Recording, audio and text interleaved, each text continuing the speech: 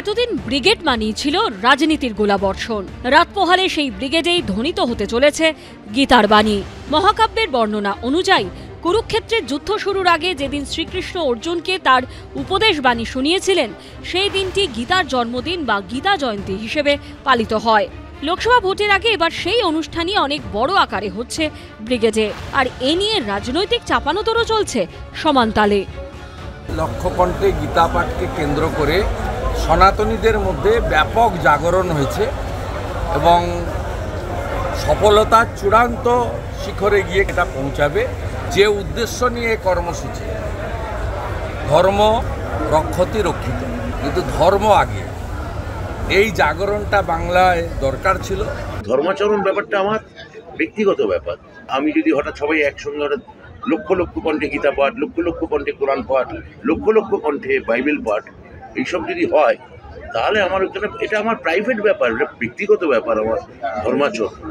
এটা যদি খুব সোশ্যালি পাবলিকলি হয়, ঈশ্বর খুব ব্যাপারটা ভালো চোখে দেখেন না। গীতা পাঠের জন্য ব্রিগেড ময়দানে গড়ে উঠেছে বিশাল মঞ্চ। দুটি ভাগে ভাগ করা হয়েছে মঞ্চকে। বড় মঞ্চটি উঁচু, সেখানে থাকবেন দ্বারকার শঙ্করাচার্য, সদানন্দ সরস্বতী, পুরীর জগন্নাথ মন্দিরের দৈতাপতি সহ বিভিন্ন সাধু সন্তরা। বড় মঞ্চের নিচে যে ছোট মঞ্চ তৈরি হয়েছে, সেখানে সাংস্কৃতিক অনুষ্ঠান হবে। তার মহড়াও চলছে জোর কদমে।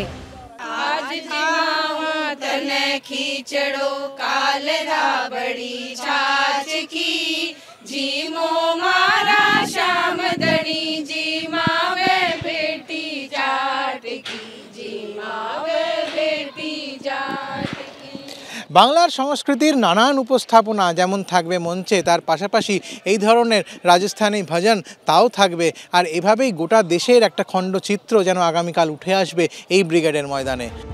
ব্রিগেড ময়দানের মাঝখান বরাবর বানানো হয়েছে রাস্তা। সেই রাস্তায় শঙ্করাচার্যকে নিয়ে শোভাযাত্রা হবে। যে সাংস্কৃতিক যে গান টানগুলো হবে, তার সঙ্গে হে পার্থ সারথী যে গান আছে, সব রিহার্সাল চলছে। প্লাস গীতা পাঠটা যে সবাই একসঙ্গে করবে, তারও আজকে মহড়া শুরু হয়েছে আর কি। বিশিষ্ট বলতে আমাদের কাছে সাধু সন্ত মহাত্মারা প্রায় ১,৫০০ সংখ্যায় আসছেন। জগৎগুরু শঙ্করাচার্য এসে গেছেন। এছাড়াও ভারত সেবাশ্রম সংঘ, রামকৃষ্ণ মিশনের ফলোয়ার সাধু সন্তরা অনেকে আসছেন। সব নিয়ে লিস্ট অনেক বড়। আয়োজক সংগঠনের তরফে জানানো হয়েছে, লক্ষ্যকণ্ঠে গীতা পাঠ অনুষ্ঠান সফল করার জন্য ব্রিগেড ময়দানকে ২০টি ব্লকে ভাগ করা হয়েছে। প্রতি ব্লকে ৫,০০০ জন করে বসানো হবে। এভাবে মোট ১ লক্ষ লোকের গীতা পাঠের ব্যবস্থা করা হয়েছে। পড়া হবে গীতার ৫টি অধ্যায়, হবে শঙ্খধ্বনি। ব্রিগেডের গীতা পাঠ অনুষ্ঠানে থাকছে সর্বধর্ম সমন্বয়ের বার্তাও। গীতা পাঠে গলা মেলাবেন ইমান আলী শেখ এবং ফয়েজ লস্কররাও। আয়োজক সংগঠনের তরফে জানানো হয়েছে, কাজী নজরুল ইসলামের লেখা শেষ সওগাত কাব্যগ্রন্থের অন্তর্গত পার্থসারথী কবিতাটিও গানের আকারে পরিবেশন করা হবে, যেখানে বিদ্রোহী কবি লিখেছেন, হে পার্থসারথী বাজাও বাজাও পাঞ্চজন্য শঙ্খ, চিত্তের অবসাদ দূর করো করো দূর, ভয় ভীত জনে করো হে নিঃশঙ্ক। গীতা পাঠের জন্য যারা আগে থেকে অনলাইনে নাম নথিভুক্ত করেছেন, সকাল ৯টা থেকে তাদের বসানোর প্রক্রিয়া শুরু হবে। সকাল 10টা নাগাদ শুরু হবে মূল অনুষ্ঠান। তার আগে শনিবার বিকেলে নদিয়ার বেথুয়া ডহরিতে ৫০০ কণ্ঠে গীতা পাঠ আয়োজন করে ভাগবত গীতা ওয়ার্ল্ডের সদস্যরা।